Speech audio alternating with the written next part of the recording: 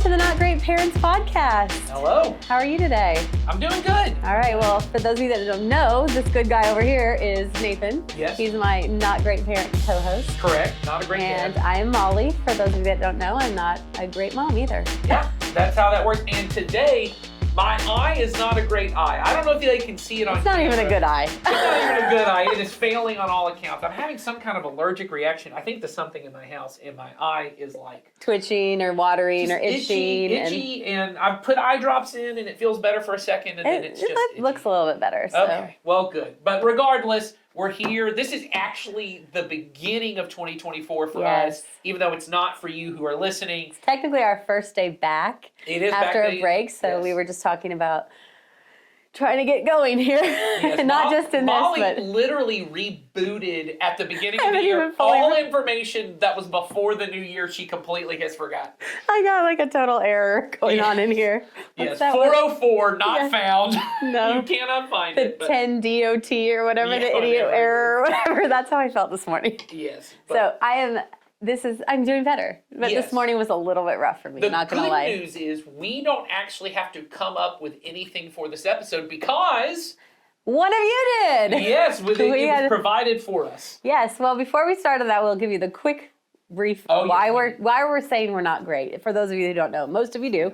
But we call ourselves the Not Great Parents podcast because we don't want to be great parents. We want to be good parents, parents that help our families live in the goodness of God and not pursue the greatness that the world has outlined for us. Correct. So we're trying to, take a look at all the areas of our life, examine our lives, our families, our rhythms, all these different things, and try to make sure that we are pursuing Jesus and all that He has for us. Absolutely. That was good. That was pretty quick. Yeah, we're trying to shorten it up for those of you who are last year followers. Yes, our resolution this year is we're going to be less conceptual, more practical. Right. So and the good news is we've been asked some very practical questions. Really good question. So we have Which we're not going to answer. No, Yes, we totally are in our own way. Yes. We have a link in the show notes for those of you who have questions, and we say that every episode, and we got some. So we're really grateful for that. Feel free to keep sending them in. But Nathan is going to, do you want me to talk for a second while you pull it up? No, I got it. Okay. I'm ready. Nathan is going to read the question, and then we're just going to dive into it today. Yes, well, and I will say this, just for those of you, I don't know if anyone can see this on the screen or not, but my not great phone here has a giant crack down the middle, and it's not even a crack, that's the wrong word. It is actually a distortion in the actual pixels on the front that I have a giant white line down the front. So as I'm reading this, I'm going to be scrolling side to side so I can see all the words. And I have one that goes this direction, Oh, and look the at bottom that. half of mine shakes. So wow. we're a disaster. We are a disaster. But here we But go. those that know us would not be surprised that we both have cracked phones. So one of the things that got sent in, I'm going to try and, this is actually a multiple part Okay. question, but we're going to try and answer all of them today. Maybe we should spread this out over multiple episodes. Nah, we'll just dive in. Yeah, so the first one here says, you said send in some things you do with your kids that others could do. Now, what that's a reference to is we've been in a series called Family Matters. Right.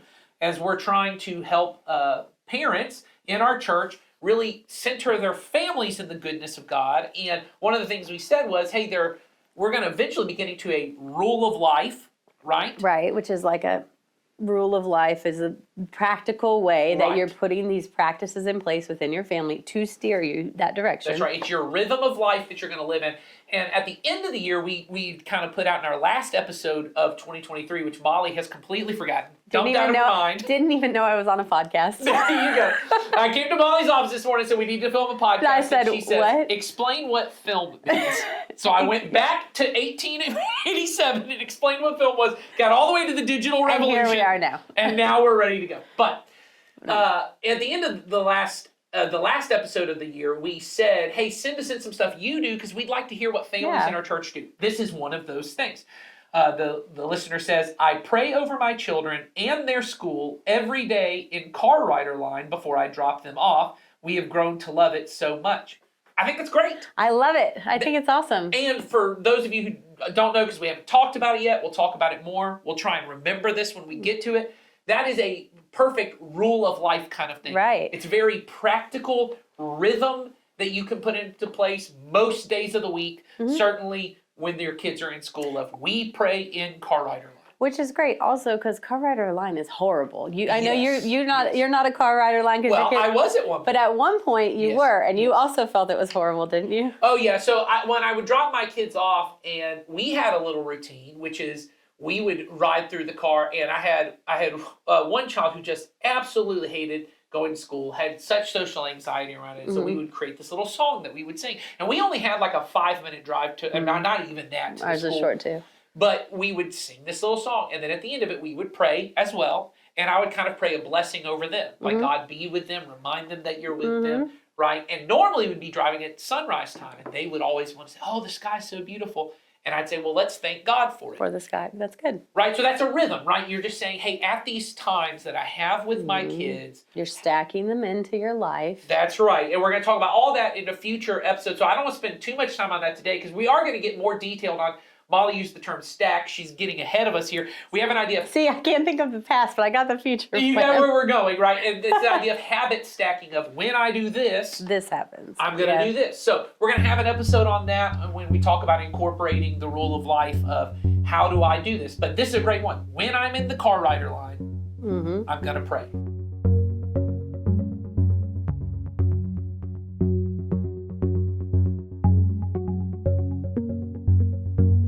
Well, then we got sent 2 questions in. This is the first one. What is a good devotional to do with my children during breakfast? Once again, that's habit stacking, right? Right. Having breakfast, let's Captive do a audience, devotional. we're all right there. Yep. Something that a 10, 8, and 6-year-old would be able to comprehend.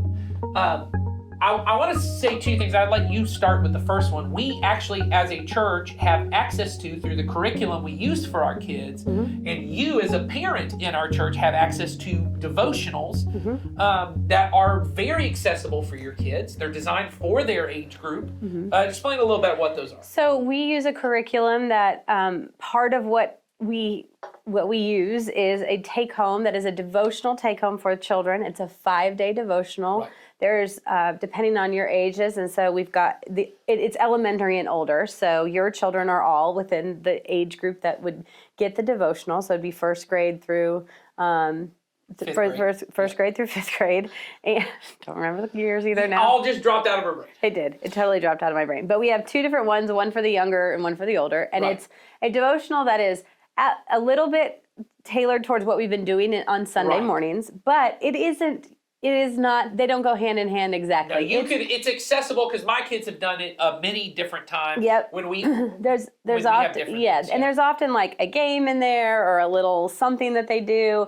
They can do it by themselves or they can do it together. I think the older devotional for the kids that are in 4th and 5th grade Yeah. is a little bit more of reading the Bible Correct. and a little bit more of thought provoking for them. It might be a little bit of journal practice, things like that. My family has used these, and typically the way that I've used them in the past is I do my own reading in the morning yeah. at the same time as my child does does their theirs. devotional. That's great. And we're not doing it collectively Doing the same one. thing. Yeah. But I often will say, I look at it before Right. or after, and I'll say, oh, what was it about? Or I'll say, like, I might pick something off of it for my younger child because I have a younger one that, just isn't at that age yet reading. Yeah. He doesn't read yet. But I can look at it and ask him questions from it. So we do provide what I think is a great starter for you as a Absolutely. parent. And they're short. They're like, short. depending on how well your kid reads, or if you're going to read it to them. Like if you're going to read it to them, the reading part takes maybe a minute and a half. It's I would super think for short. an adult. I mean, when I used to have to read it to them, Yep. they're now at the age where they're all reading it to themselves. And I have different reading level kids, so some of them are reading it in a minute and a half. Some it takes them 2 or 3 minutes Yeah. to read it, And but it's not too much. It's not too much. And if you're a parent that wants to guide your children through that and do it collectively as a group, you absolutely can take the different ones and Yeah. look at them and say, this is the topic is the same. Right. The actual practices that each one does, you can adapt them. They're not hard to adapt. It's Yes. not, I often adapted them myself. But if you're not here every Sunday, if you miss a Sunday, if you don't have, we all walk out of here sometimes without them. Yeah.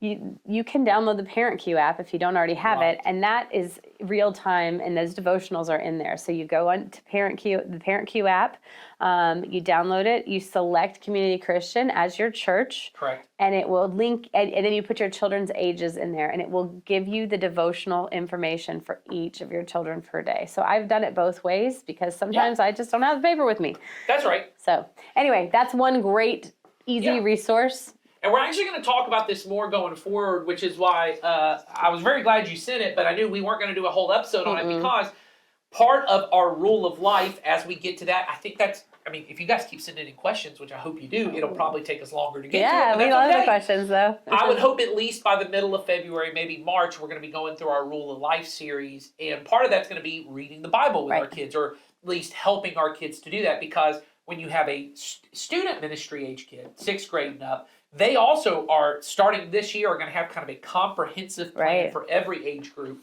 And they're going to have their own time to do that and their own way of doing that. We're going to talk about that more. We'll have Sawyer on, our student minister, to talk about that.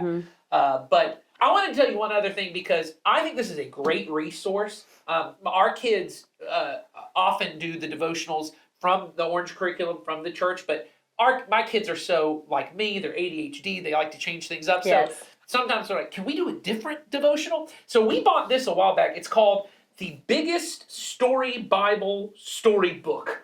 Okay? So It looks good. it's a big one. And what I love about this is it's comprehensive throughout the whole Bible. It's telling what the Bible is. It's one story that leads Yes. to Jesus, right? That's what the whole Bible is. All the little books of the Bible, all the little stories in the Bible, they're all pointing towards Jesus. And this person has written it, not like a storybook, has written it almost in novel form, like a young adult fiction book, right? And so it's written in a very readable style for, I'd say, 8 years old and up. You know, if you've got a... To 45 like me. Yeah, exactly. But I just mean, it's probably not easy for your You can't just- 5-year-old to You read. can't just stick it in your 5-year-old's hand and say, enjoy Right. this. But you could read it to your 5-year-old Right. and you wouldn't have problems. But I want to show here, what I love the most about this, if you have kids like my kids who love reading graphic novels, Most kids do now, I think. yes, so the illustrations in this are beautiful. Oh, wow. I don't know, I'm showing Molly here. For those of you who are listening, this is terrible. This is me. I'm looking at it going, oh, wow, because there are beautiful I mean, they're just- illustrations. It's very colorful. Yes. It's very, yeah, it's very beautiful. If you go look this up online, and I'll see, it probably says on the back who it is written by. Yes, that's right. It's DeYoung and Clark. Clark is the illustrator. It says it's published by Steve DeYoung, I Crossway. want to say it is, but that's maybe not. Kevin DeYoung. We could probably link it in the show notes for you all. That's probably easier. But yes, you'll see on there the illustrations, and they're absolutely beautiful. Like the creation one is That's absolutely good. beautiful here. And then Molly you'll see on the thing here. There's a little bit of text that's going through it. But not a lot. Yes, and it also, as we're going to do in our Rule of Life, it takes you through the different sections of the Bible. And what is this whole Right. section? What part of the story of Jesus is this? Right. Right? And so it goes through the whole thing like this. And then at the end of every chapter, and once again, the chapters take my kids. My kids probably read this in 3 to 5 minutes. Mm-hmm. It doesn't take too long, and it depends on how much they want to look at the pictures, and that kind of stuff. But at the end of each chapter, there's a prayer for them to pray. Good. And then they kind of follow that prayer as a template to go through. So if you're looking for something that will just teach them the story of the Bible, I think this is a great one. And like I said, each chapter, even stories that are often kind of difficult of why would God flood the whole world? Or when we get to Exodus, why would God take the life of the firstborn children? All of that is done with an eye towards Jesus, which I think is very helpful because these Old Testament stories can often get tricky. And it's really important to keep in mind, what is this telling us about God? What is this telling us about Jesus? Not to get lost in the details. And that's something that we try to emphasize too in children's ministry. We did an Absolutely. entire 1 year on Yes. the story of Jesus, the Bible, Right. and we started at at creation and we worked our way through. But it's the same thing. It's pointing them back to Jesus. This is not just a bunch of tiny little stories. It is small stories that add together to tell the story of Jesus. So. And so when we get to our Rule of Life, we're gonna talk about rhythms of life, like the prayer in the car rider line. We're gonna talk about habit stacking. We're also going to take a good chunk of our year, I think, probably a couple months, going through the Bible and talking about, hey, how do we have these conversations with our Right. kids about the Bible? So I hope you guys look forward to that, and we'll listen to them, Yeah. and it'll be helpful to you I would just say as a resource though, like you should have a Bible in your home. Oh yeah, that's good. I was Yeah, going to that's say it doesn't have to be this storybook Bible, but you as an adult or as Yeah. having a tangible, visible Bible that your children can see Yeah. is, I think, it's just good to have one. Yes. If you don't have one, you need one, let us know. But Yes. but it is good to have a Bible Yeah. that they can, put their hands on Yeah. and see you looking in. Yeah. So that's some way to prepare for, a devotional is really good. Yeah. But having the actual Bible that the devotional is built off of is also something I think is really pretty fundamental. I agree. So there's a lot more in my brain, but we're trying to be very practical here, and we're going to have a whole series on the Bible, so we're going to talk more. But I think the most important thing, as we're getting to your last question here, this is our segue. Here we go to the next question. Whether it be the Bible or prayer or what we're going to be talking about in the second question that got sent in, the whole point is to keep our eyes on Jesus and help our kids keep their eyes on Jesus, Yes. not all this other stuff. Right, which is the same thing we've been talking about forever, which is staying focused on good, which is Jesus.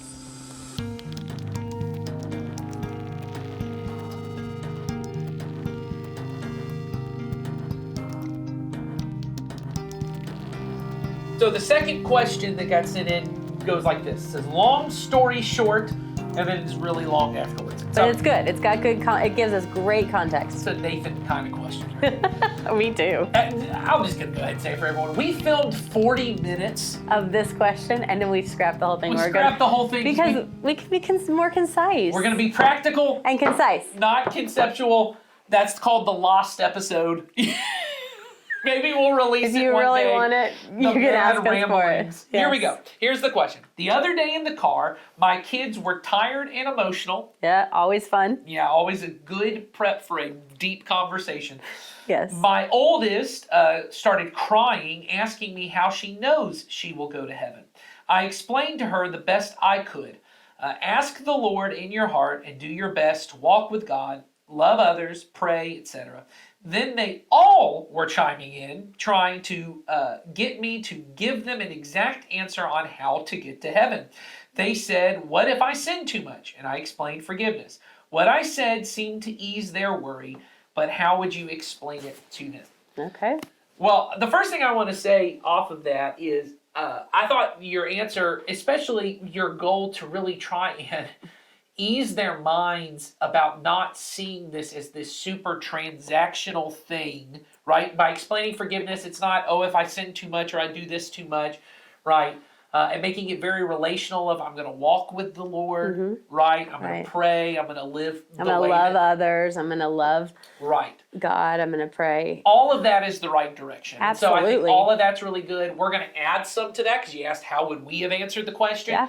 And I also want to say, I think it's okay for you as the parent in this situation to go back to them, or if they bring up the question again, as they often will, you can say, hey, I've thought about that more. Here are some ideas that I thought of. Or even, I asked some people at church in our community, right? And they gave me some ideas on how to talk about this. There's nothing wrong with that. No, and in fact, it's good because having follow-up conversations around the same topic is really a great thing when you're talking about Jesus and with kids. And you're talking about 3 kids in 3 different ages, all having the same conversation at the same time. Their minds work differently. So, I mean, it's great that you did not avoid the question and that you did give fundamentally what is a great answer. And so you asked us how we would answer it, so this is how we would do it. Oh, I want to say one other thing, which I know we went too long in the last, but I thought of this when I said I'm cutting this off now. And it was what you said, which is this is where we're going to be getting to. So this is kind of this is the prologue to the answer.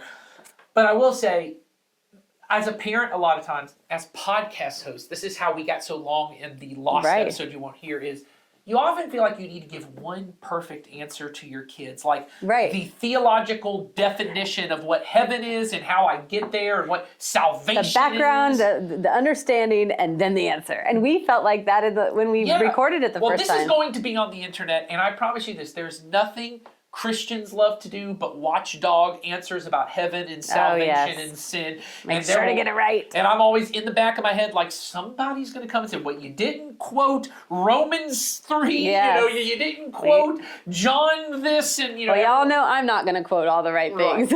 So I would just say as mom, as dad, having shorter and more frequent conversations is better. It's Right. an easier way to have nuanced conversations about bigger things because you just answer the question that's in front of Right. you. And that's what we didn't do as well on the last No, episode. but we learned a lot too from doing it that way. Well, and I think to honor being more practical and really to be helpful, to be able to let you know, like, I get the pressure of I really want to answer this well, but to also know I answered in a way that was helpful in the moment. Right. Right? I certainly don't want to give wrong information. To give wrong information just to ease their worries isn't helpful. No. Saying, oh, well, everyone goes to heaven. Right. That's not helpful. You didn't say that. I'm just saying the goal should not be, I just want to ease their worries. But to be able to say, because I know who my kids are, you take all of that into context, and it sounds like, because they're interested, that they want to follow God. You take all of that into account, and you're giving an answer that gives them confidence, Right. and that points them in the right direction. So I would just say, shorter conversations Yep. that happen frequently are your friend. So your ability to come back to them and go, hey, I was thinking about that conversation Right. we had the other day. Here's some other things I thought you might Or be I helpful. asked about, or whatever. You don't have to know every single thing. And I think that gets to the point that Molly so wisely summarized when we were off camera, which is the term we as a church use. Which is your statement. It's not my statement. I mean, it's my statement in the way it's my statement. It's something you say more often than I do, but I listen to you. It's Eugene Peterson. I quote him, and Eugene Peterson is actually Martin. quoting Nietzsche. So it's Nietzsche, Eugene Peterson, Nathan Martin. And I'm quoting Nathan. So there there we go. It's all kind of work together. But the phrase is long obedience in the same direction. And if you were here during our Practicing the Way series, or if you do our On Mission groups, we talk about this all the time, that Following Jesus is and being long a disciple of obedience. his Yeah. is long obedience in the same direction. And so that's how I would try, and that's what we were trying to capture in our 40-minute But we were lost going episode. all around. I mean, we were getting we All kinds of had a avenues. lot of different things But going the on. point that I always would want to get to kids is heaven is not a transactional thing. There is not a, I made this decision one time, now I go to heaven, right? And whether Right. that's, some traditions, if you grew up, even the phrase, and this is not to criticize the thing you said, but even the phrase of asking the Lord into my heart, that's one tradition. That's not really necessarily in the Bible. The idea of like I ask the Lord into my heart, that No. language is not. Or the idea some have I pray a sinner's prayer. Oh. Other people have, and this is closer to our tradition of I get baptized, and I make one of those decisions. Some people use the phrase I got saved, right? There's this moment where something happens, a transaction takes place, and now And I'm I'm good. going to heaven. Yes. Right? That's not really the biblical idea of what salvation is, or even what heaven is. And I think that's important to get in my kid's head to begin with, is really what heaven is the result of long obedience in the same direction, right? It is me turning towards Jesus, Right. and just following him. And of course, a person who is following Jesus, as you said, loving God, right? Which Right. that's how I take prayer, right? Is I'm living in a loving relationship with God, and I'm loving others. Right. Those Jesus said the two greatest commandments. If that's what my life is about, because I want to live with Jesus, heaven is the natural outflow of that, not the outflow of I made a decision one day and now Right. I'm going to heaven. Now I'm going to heaven, so now I've got this gap between the time I made that decision and the time I go to heaven, That's right. where life just does its thing. It is always from the time that we make the decision that we want to follow Jesus, or our children make the decision that we want to follow Jesus, we are pointing our feet toward him Yes. and moving toward him and That's right. being, we're not saying that this is perfection. We're not saying this is long perfection in the same direction. right. That is not what we are saying. Right. We are saying It's that not perfect I want to obedience. be with Jesus today, and I want to be with Jesus in heaven. And Yes. so therefore I am going to move toward him who I want to be with.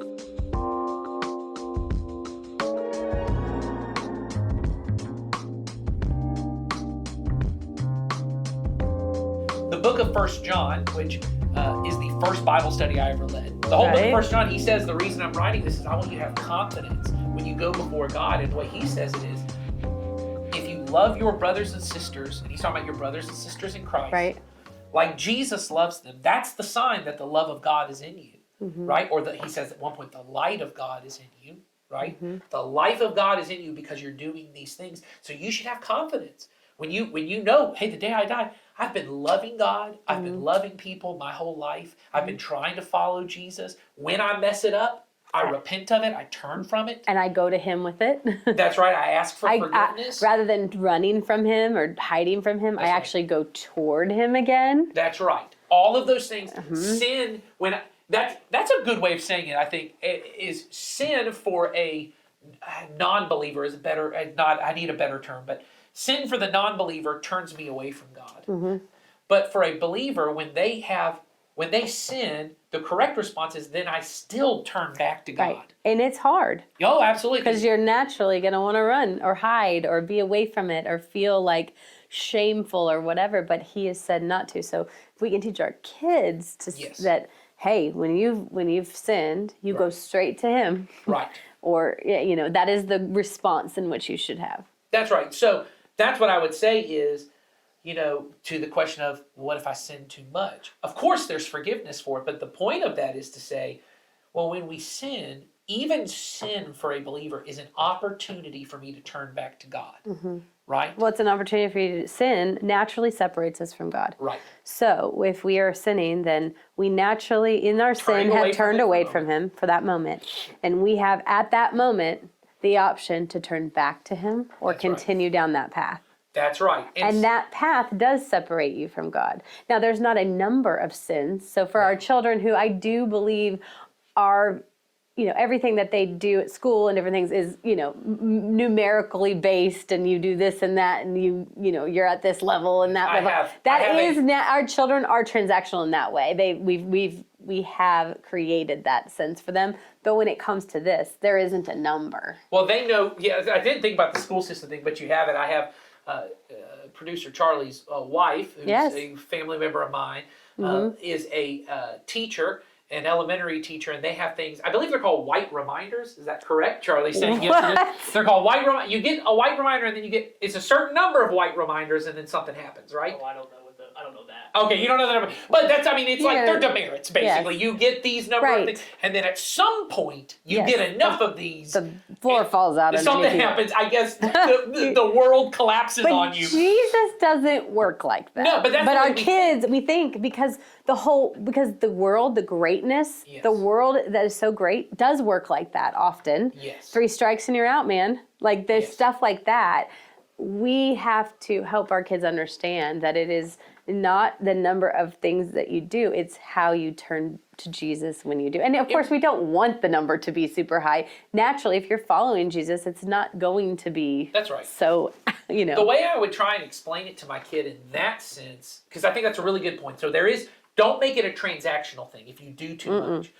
Is it possible, though, that a person could choose to follow Jesus one day, but then the rest of their life choose not to follow Jesus, and their life is turned? Absolutely. So the way I would say it is less transactional. I wouldn't use this word, but this is the word we'll use, is I would talk about telemetry. Okay. All right, so telemetry, the word of telemetry is telos, which means the end goal. Okay. So telemetry, when you're shooting a rocket or really anything, right, is this is the end destination, and so here's the path I'm going to take to get there. So with a rocket, it's I want to get this thing on the moon, right? What is the direction and the path and the amount of energy this thing needs to get it to go there? Right. Right? What direction is my life heading in? Is it towards Jesus or is it away from Jesus? Right? And I can say I want to follow Jesus, but everything in my life is turned the other direction. But that also gives confidence to my kid. So when I say to my child, once again, we're talking about young. You said in the previous question, 10, 8, and 6. Right? These are young ages, young understanding. At this point, as you said, if they're a person who is trying their best to love God and love others, they're pursuing life in the church, they're praying. You asked about Bibles for your kids. They're trying to do all the things a believer does to love God, to obey his commands. That should give me confidence that I am pursuing God.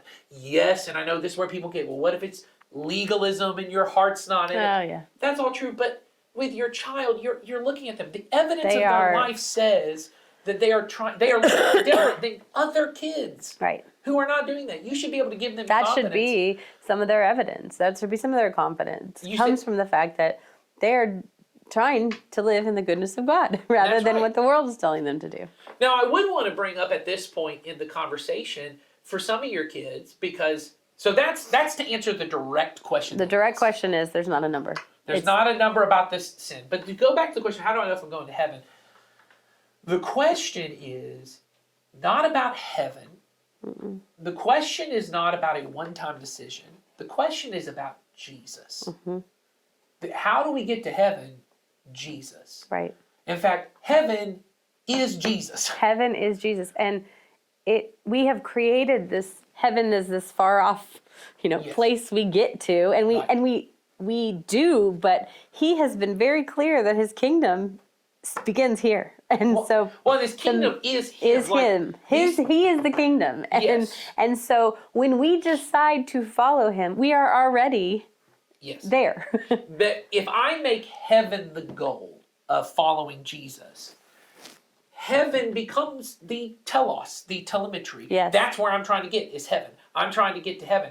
And I can want to get to heaven and have nothing to do with Jesus. Right. Because what I want in heaven mostly is I don't want to go to hell. Right. But if I want Jesus, if I want Jesus in my life, if I want Jesus to lead my life, Yes. if Jesus is what I'm shooting at, That's right. all the heaven is going to happen as a byproduct of it, essentially. That's right. And so are a lot of other things that happen here and now. And so Jesus is what we're pointing at every time.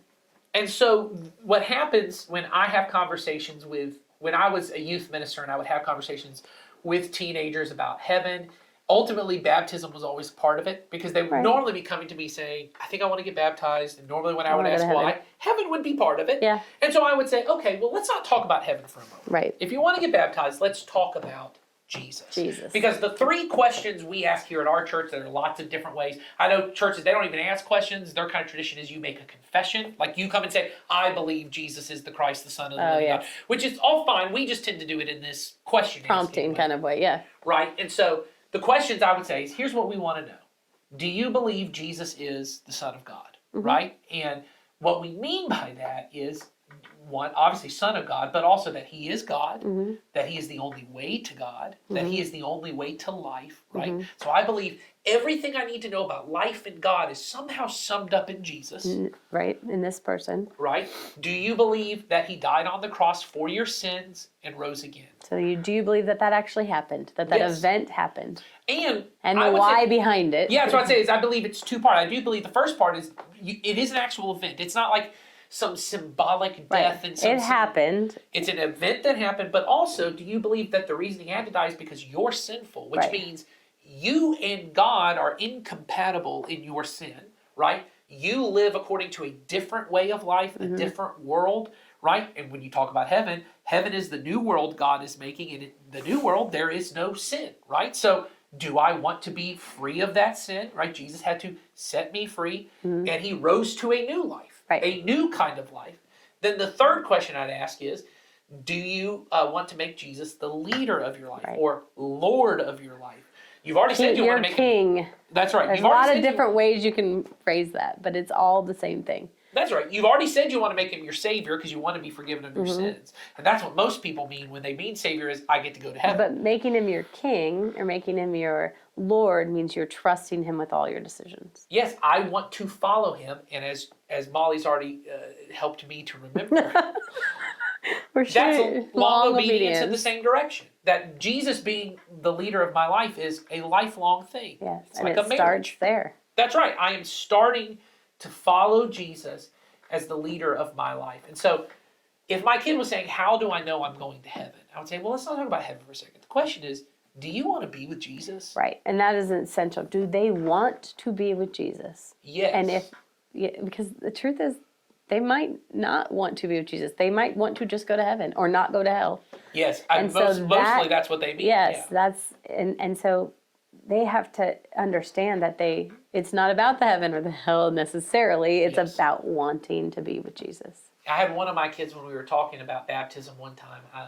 we've been kind of in the discussion, because here's what I would say a lot. Once again, long obedience, lots of conversations. When my kids come to me and say, I want to get baptized, that's normally, and I'm not joking, a 3 to 6 month conversation. yeah. With one of my daughters, it was 2 years. Just because of her age, I really wanted to make sure she was aware of what was going on. You know, the Make first sure two, she understood. yeah, the first 2 questions that need to be asked of, do you believe Jesus is the Son of God, and Those do you are- believe He died on the cross and rose again? She's not lived in a world. She's been in church her whole life. She didn't live in a world where That would be Jesus unfathomable. would not be the Son of God. Right. What is that? Like, she didn't have a conversion experience of believing Jesus was real. No. She just was like, yeah, of course that's Always, the case. that right? was just true to her. That's right. So, but the harder question was, I wanted to spend 2 years of really helping her understand this is what it means to make Jesus the leader of your life. Now, at 7, when she got baptized, did she fully understand what that means? Of course not, because she can't know what the rest of her life looked like. It's what I used to always say, because I got married at 19, and I would have parents come to me and be like, tell my daughter they're not going to get married Right. to their high school boyfriend. I'm like, I can say that, but I did. I did it. I did. Well, and so, man, I mean, yeah, and you didn't know what you're getting into, right? and I didn't know what I was getting into, and I used to always joke. They'd say, well, you can't encourage people to get married when they don't know what they're getting into. And I'd say, that's the only time I think anyone should get married. Is Yeah. when they don't, because no one can know what they're getting into when they're getting married. You figure it out as you go, and you have to decide, am I going to stick with the commitment I made? So, but I wanted to make sure my daughter had at least a glimpse of what that commitment. I knew when I was 19 that getting married meant lifetime. Right. And I wanted to make sure my daughter understood it means long obedience in the same direction. Right. One of my daughters, though, when we were talking, came to me and we were talking about something else, and we have a prayer time in the morning. And she said to me, I just don't like to pray. I don't know why you keep making me want to pray. And I said, well, you've been talking to me for a while about wanting to get Yes. baptized. Are you planning on never praying? And she said, well, I just don't see why I have to. And I said, okay, why is it you want to get baptized? And she said, I don't want to go to hell. Yes. And I said, that's not a reason. to That's get not the baptized." reason. And I said, the reason to get baptized is you want to be with God. And prayer is an essential part of being with God. Oh, that is the only way you communicate with Yes, him. that is my communication, is by praying and obeying God and those kind of things. And so that was part of our conversation around it. And at my house, it was stuff about, I don't really want to be at church. Right. I don't like church. I don't like some of the people that I'm in class with, whatever. And I said, okay, but part of loving God That's is right. loving others and being part of his community Right. of believers. And so that's conflicting. You say one thing, That's but right. then what you're doing, or you're saying that that you love Jesus, but then you're also in the same breath saying, I don't want to be around other people who also love Jesus. And That's so, right. and obviously, I think he just hadn't put it all together in his brain that way. But those are conversations you have with your kids. I mean, That's right. and then, sure, we all have days we don't want to come to church, but Yes. you You wanted him I wanted him to the breadth understand of that. of the commitment. Yeah, and I wanted him to understand that loving Jesus means loving other people. That's right. And so that's the conversation I would have about heaven, or if your kids are asking about baptism, I would have conversations about Jesus, right? And sin too. If there's Oh, conversations, like we said, if they're talking about sin and how many sins, this and that, and which sin's worse than the other, and blah, blah, all the questions our kids will ask, That's right. the answer is still Jesus. That's right, because most of the time people want heaven because they think, one, it's a better alternative than to hell, or they think it's like this intense pleasure factory where I get to do whatever I want, and that's really a form of greatness. When we talk in our form, The it's a form ultimate of, fun. I get to play Xbox all day, right? Until you get married, and I realize my wife may have a different idea of what heaven is, which is me and her sitting and looking through, magazines all day or whatever, Yeah. whatever the thing is, just sitting and staring in each other's eyes, and Oh, I don't ever yes. get to touch an Xbox. Yes. It's like everyone has a different version of it. So maybe that's not what it is. Maybe what heaven is I am with Jesus uninterrupted. That's why I say there's no interruption. Right now, there are interruptions. Oh, yeah. Some of those are caused by me and my sin. Some of those are just caused by distractions I have. Right. Some of those are caused by the fact that my mind is not set to turn back to Jesus. But heaven is about being in the eternal love. I'd go through the fruit of the Spirit: love, joy, peace, patience, kindness, goodness, gentleness, faithfulness, self-control. Got them all. I'd go through this, and that's what life in heaven is going to be like.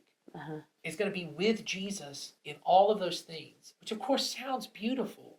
And so do you want to be in that? What? I'm just saying, Jesus can be player number 2.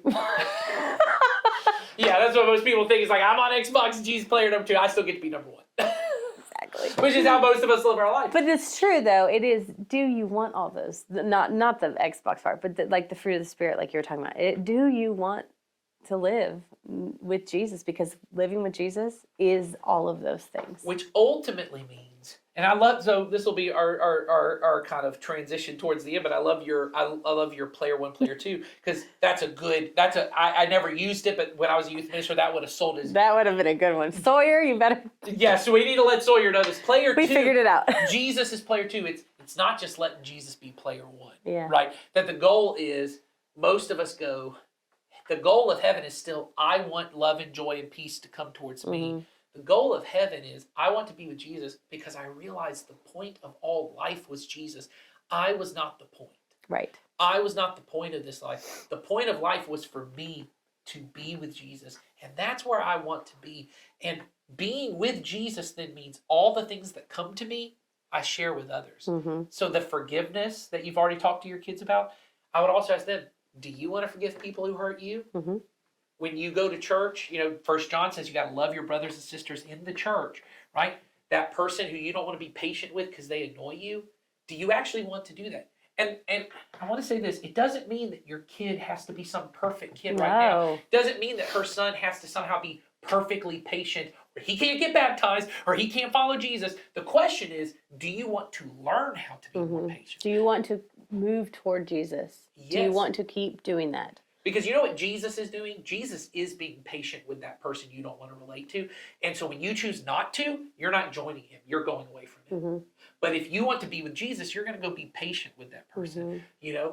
With one of my daughters the other day was kind of mean and ugly. He said something kind of nasty, as sisters do to one another. Sure. And I said to her, is that what you think Jesus would want you to do?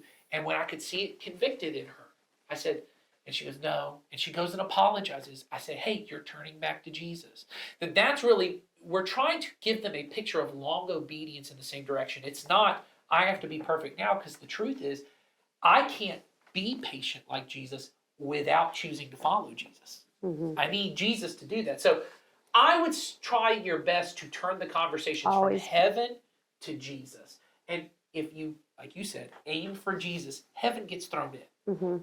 And so that's the conversation, is when they talk about, am I sinning too much? Remind them, Jesus is always faithful to us, even when we sin. And hell isn't even part of the equation then. If you're always pointed toward Jesus and you're always moving towards Jesus, you don't have to worry about that. There's confidence in not worrying about that. So I hope this was a helpful discussion. I hope we so. certainly think our second round of talking about it was better. That lost episode can be scrubbed and deleted. It's going in delete file. That's right. Unless there's something funny Molly did, which I love to do, and then occasionally make a blooper reel. Yeah, just for Molly. Someday there's going to be a great blooper reel of me. Yes. Someday. Because there's nothing I do. What I do is I take all the funny things Molly do and I delete all the funny everything things else I do. and remember the things that I do. Oh, that's right. Then I just pull out quotes and just play them out. That was so good. Remember. That was so good, Nathan. Good job. Yeah, exactly. So that's how it works. You know, that actually is hell. It's me sitting and gloating about all the things I say. Oh, you don't do that though. That's the thing. We just make fun of you for doing it, but you don't really do it. No, there are days. I'm perfect either. It's long obedience. Not perfect obedience. All right, well, if you guys have more questions or comments or feedback for us, feel free to use the link in the show notes. And we are glad you were here with us today, and we'll see you next week. Take care.